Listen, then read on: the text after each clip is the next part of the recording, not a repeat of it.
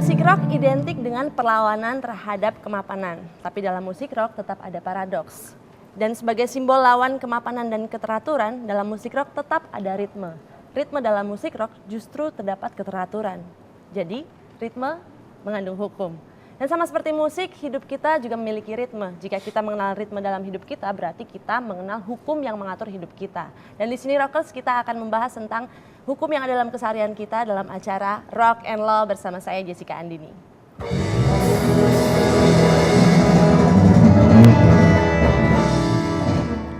So Rockers, tema kita hari ini adalah bantuan hukum gratis bagi tahanan dan masyarakat miskin.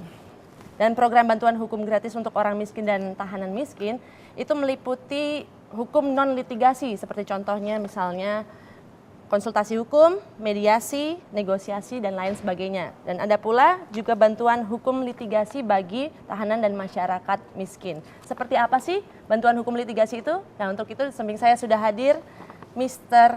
Jackie Tengens. Halo, apa kabar? Halo, apa kabar? Baik, kita panggilnya Tuhan. Bung aja kali ya? Panggil Bung juga enak, lebih enak. Bung Lebih kali enak ya? Bung Jackie Tengens. Nah ini saya pengen tanya nih, kesehariannya ngapain aja sih? Aku keseharian bekerja di LBH Mawar Saron. Kita memberikan bantuan hukum dan melayani masyarakat miskin yang butuh bantuan hukum secara gratis dan cuma-cuma. Jadi bagi mereka yang hendak membutuhkan bantuan hukum, bisa datang kantor untuk konsultasi gratis ataupun didampingi secara gratis dan cuma-cuma. Wow, gratis nih. Jadi Gratis. pasti kalau di Indonesia biasanya nggak cuma di Indonesia. Saya pribadi juga kalau dengar gratis tuh nggak akan ragu-ragu buat datang nih. Benar, Itu benar. nggak rockers yang di rumah. Benar. Iya kan? Oke, nah kalau untuk bantuan hukum litigasi ini sendiri apa sih Bung Jackie? Mungkin gambaran yang secara kasarnya lah litigasi itu apa? Kalau orang dengar litigasi, non-litigasi mungkin agak pusing kali ya. Dalam Pusing. artian ini kan memang ini istilah hukum. Cuman secara gampangnya gini, kalau litigasi itu, misalnya saya berhadapan dengan polisi, saya dituduh melakukan taruhlah contoh pencurian gitu, saya dipanggil sebagai tersangka, saksi, kan harus ada yang mendampingi saya nanti di polisi, di tahap kejaksaan, sampai di persidangan. Yang proses pendampingan di tiap acara itu, di tiap proses peradilan itu adalah tahap litigasi, beracara di pengadilan. Kalau non litigasi itu di luar itu, seperti yang tadi si Yes bilang bahwa ada konsultasi, mediasi, negosiasi itu masuk di non litigasi. Non litigasi. Betul. Jadi yang non litigasi itu rockers itu yang belum masuk ke persidangan Betul, lah ya. betul. Tapi kalau yang litigasi yang sudah berada dalam Ya, persidangan. proses persidangan, proses peradilan seperti Nah itu. kalau macam-macam bantuannya ini apa aja nih? Kalau macam-macam bantuan, mungkin tadi udah disebut ada litigasi dan litigasi. Cuman kalau masuknya ke litigasi, itu kita bisa menangani berbagai macam perkara. Artinya perkara pidana, perdata, tata usaha negara, PHI, perselisihan hubungan industrial, masuk semua. Yang penting, kalau misalnya dalam konteks bantuan hukum bicaranya, penerima bantuan hukumnya harus miskin, seperti itu. Jadi ada surat keterangan gitu Ya, ada dokumen-dokumen yang harus istilahnya orang datang ke organisasi bantuan hukum, bilang, saya mau dibantu dong, seperti itu. Kan kita harus cross check juga, karena kan kita akan program bantuan hukum ini programnya pemerintah juga, harus ada pelaporannya juga seperti Jadi itu. biar nggak salah guna juga Betul, ya. jadi jangan orang yang mampu malah menggunakan program bantuan hukum gratis seperti itu. Biar tepat sasaran lah intinya. Bung Jackie sendiri udah menangani berapa kasus sih? Kalau dibilang kasus, kita sih begini, banyak ya. Kalau kasus Banyak ya? kalau kasus litigasi itu banyak, apalagi kalau kasus non litigasi. Misalnya orang tuh rata-rata gambaran umumnya aja nih, datang ke kantor itu bisa 10 kasus sampai 20 kasus. Itu untuk kita berikan konsultasi hukum. Jadi taruh sehari 10, seminggu bisa 50 mungkin, jadi banyak banget. Kalau kasus yang litigasi juga kita kan ada akreditasi dari pemerintah. Jadi untuk akreditasi A, ini yang program bantuan hukumnya ya, harus ada 60 kasus dan sebagai macamnya. Jadi kalau dibilang saya menangani berapa kasus, pusing saya mau hitungnya. Karena lumayan banyak juga, ya? seperti Wah, itu. luar biasa banget. Jadi buat rockers yang masih ragu-ragu nih pengen ngelaporin, jangan ragu-ragu lagi Yes. karena sudah ada Bung Jackie nih yang mau menjawab semua pertanyaan dan membantu kita otomatis ya. betul. Dan kalau misalnya contoh kasus nih yang paling simpel yang bisa rockers laporkan tuh apa sih Bung Jackie? Kasus paling simpel, mungkin gini, kalau ngelapor kemana? Kalau ngelapor ke polisi kan semua orang berhak melakukan pelaporan. Cuman kalau orang hendak meminta bantuan hukum, saya kasih contoh deh. Contohnya itu misalnya ada kasus seorang nenek nih. Orang nenek ini dia ini kerja di majikan. Majikannya dia udah kerja 10 tahun. Neneknya ini pengen keluar, majikannya nggak mau kasih keluar. Nggak bisa, kamu mesti kerja. Tetap di sini. Neneknya keluarlah. Terus selama 10 tahun itu kan sudah dikasih barang, piring, Iya, pastilah baju, ya. segala macam. Orang udah 10 tahun kerja kok. Nah, karena majikannya senang si nenek ini keluar, dilaporin lah si nenek ini kasus nyata nih, nenek ini kasus dengan laporan tuduhan pencurian, ditahan lah nenek ini. Bayangin nih, nenek usia sekitar 60 tahun, ditahan dengan tuduhan mencuri 10 piring. Mencuri piring, bener. Ini kejadian nyata. Waktu itu anaknya datang kantor kita, kita dengar ceritanya, kok bisa kayak gini? Kalau nggak ada kita berikan bantuan hukum, si nenek itu mungkin sendirian menghadapi proses persidangan. Iya, mungkin udah di penjara kali. Betul, makanya waktu itu kita dampingi, kita turun, kita bilang, kronologisnya kayak seperti ini. Kronologisnya ini, nenek ini kerja, udah lama diberikan barang-barang, ini bukan pencurian, ini pemberian kok. Kasus-kasus itu yang terjadi memang di masyarakat umum. Jadi contoh kasusnya mungkin berbagai macam, tapi salah satu contoh seperti itu.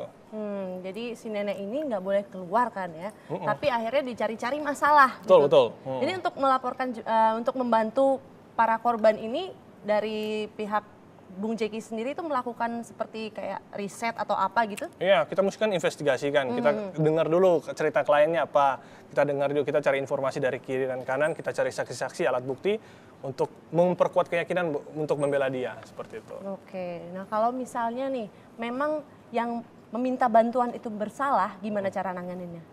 Kayak gini, kita bukan bantuan hukum, kita memberikan bantuan hukum bukan berarti orang yang salah gak berhak, itu hak semua orang kok.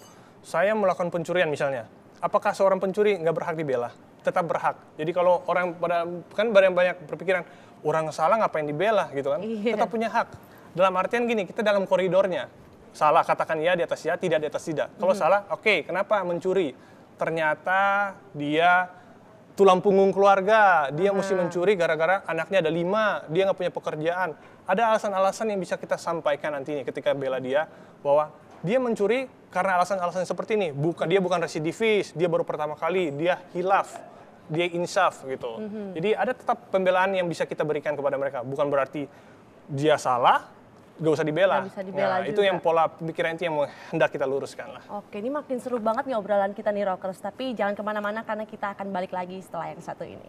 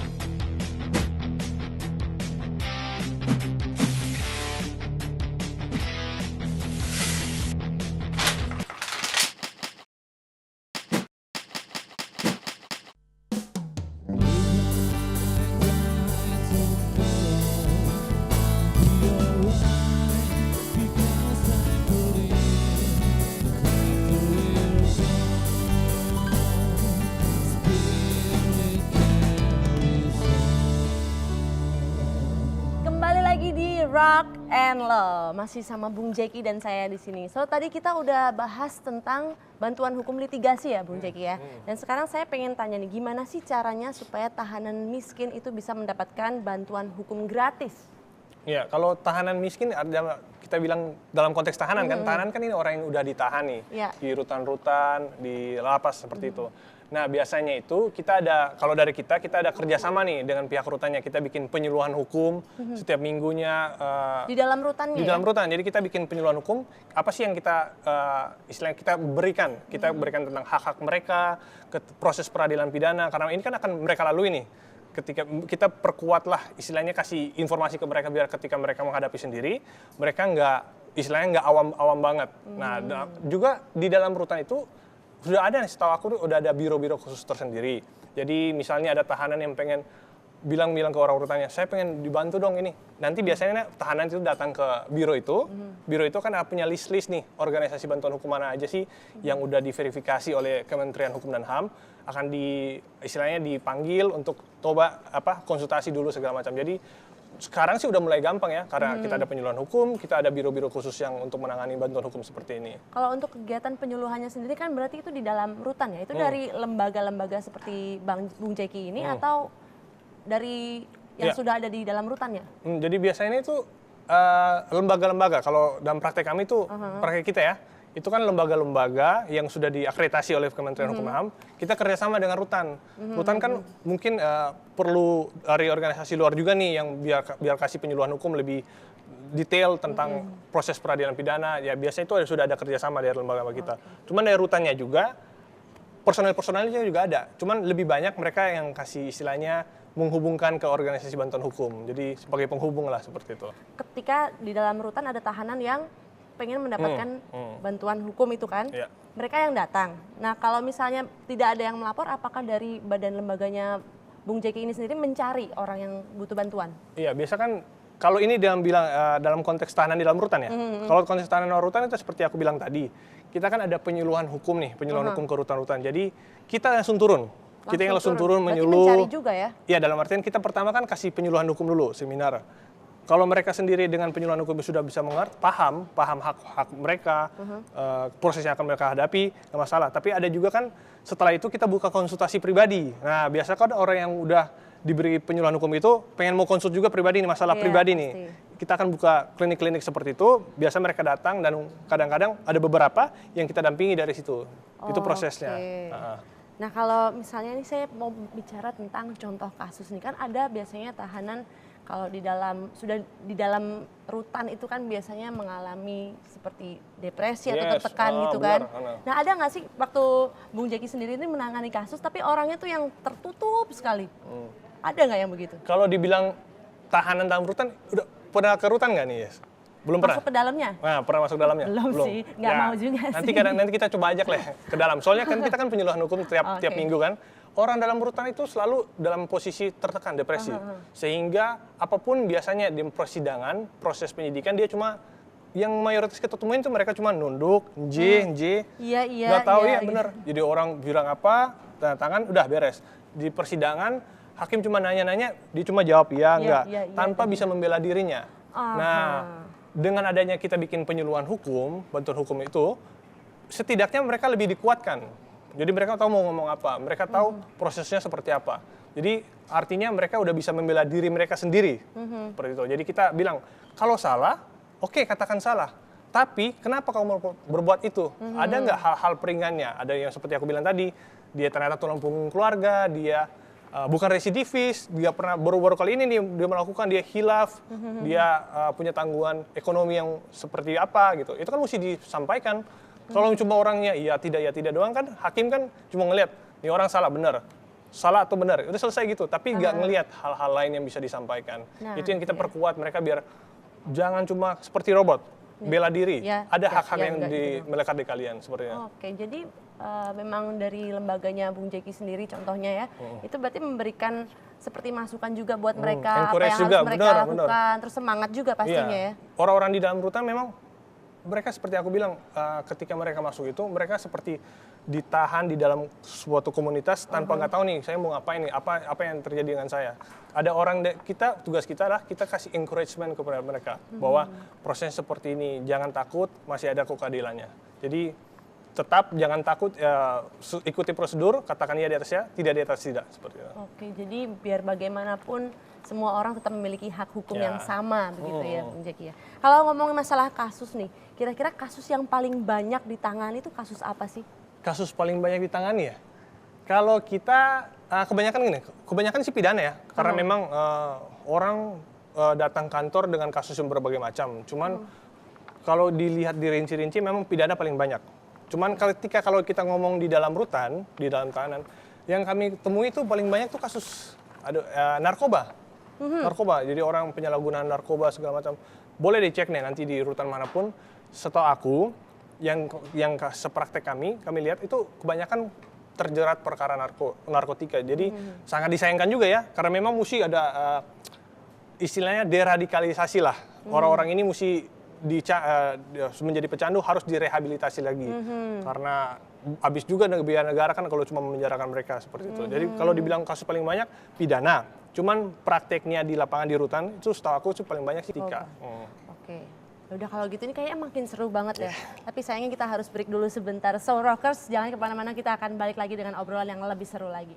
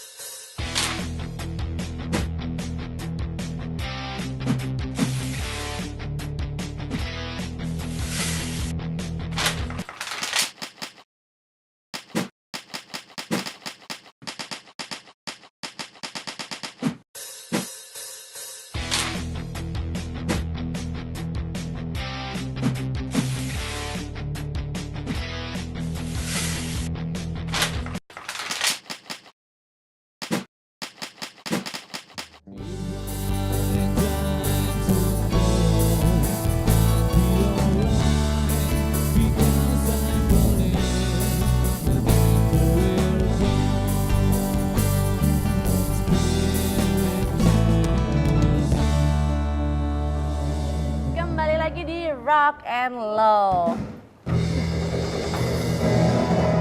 Nah, kalau tadi kita sudah membahas tentang bantuan hukum gratis bagi orang-orang yang ada di dalam rutan atau yang sudah ada di dalam lembaga hukum lah ya. Nah, kalau sekarang saya pengen tanya nih, gimana kalau masyarakat miskin yang di luar tahanan? Bagaimana cara mendapatkan bantuan hukum litigasinya tuh, Bung Jeki? Sekarang ini eranya udah gampang banget nih. Orang bisa buka ya, website, buka internet, cari tinggal googling aja bantuan hukum di mana. Pasti Telepon kan ada. bisa telepon? Telepon bisa, mau Asik. by surat juga segala macam bisa.